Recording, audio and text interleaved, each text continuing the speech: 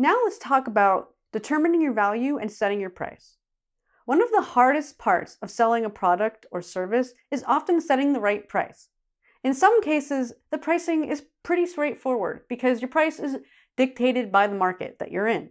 But in many cases, especially with service businesses, prices can vary widely and depend more on perception than anything else. What it really comes down to is setting a price that captures the true value of what you are offering, while at the same time taking into account the budget of your customer.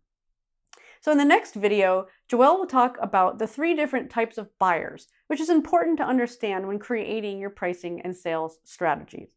But ultimately, the most important factor for pricing is the value that your customers place on your product or service. But it's not even the value they place on what you sell that matters. It's the value they place on the outcomes that they will receive because of their purchase. This is why we already talked about understanding your tribe's motives, needs, and desired outcomes. Refer back to what you wrote in the worksheet regarding your tribe and your avatar to help you reflect on the true value your product or service offers. Knowing the impact you offer will help make the marketing process more meaningful for you and your customers. For your customers, not only will you express what you can do for them in a way that makes them feel understood and lets them know you can solve their problems, it also makes them feel more connected to you and more confident making the purchase. Look back at what you identified about your avatar and write down the top 4 needs, desires, pains, or problems that your avatar has that your product or service fulfills. For each one of them, complete the activity in the attached worksheet that will help you identify the true benefits your tribe members will receive by buying your product or service, as well as what they will lose if they don't make the purchase. And after evaluating all of these questions, you'll be better able to identify the true value of what you are marketing. The goal is to identify a dollar value. It's also a good idea to research what other businesses charge for the same product or service, specifically businesses that do business with the same exact target market. And then your final price can be set based on the combined factors of the market price and the true value your tribe sees in what you are offering. And so here's a good marketing tip. Once you've identified the true value of your product or service, you'll use this in your marketing material.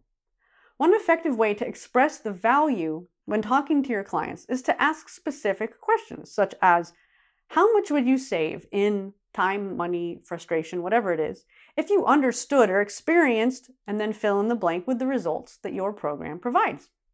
Another one is, imagine you had fill in the blank with the solution you offer, and it helped you to fill in the blank with the results that they'll experience. What would that be worth to you? And so, you need to brainstorm the true benefits. And here are some questions. Will they receive a return on their investment or other financial benefit from making this purchase? What does that return look like? Will there be a non-financial reward or return on investment? What does that return look like? Will there be pain that's relieved? What weight will be lifted? What limitations will be removed? What meaning or purpose or empowerment will they experience? What emotions will they experience? And after you've looked at these positive benefits, you want to brainstorm the losses that they might experience if they don't work with you. What does it cost them not to do business with you or buy your product? What does it cost them not to get rid of their pain or solve their problem or make progress? What literal expense will they incur? What emotional weight will they have to continue to bear? What will continue to hold them back? And how much longer will it take if they don't have your product or service versus if they do?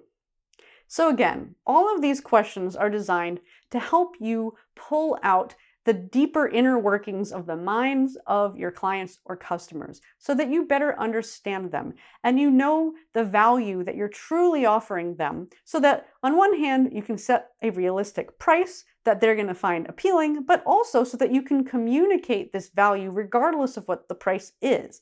Because by getting them to understand what they're really getting out of it beyond just the surface level of making the purchase, that is what helps them make that decision to make the purchase in the first place.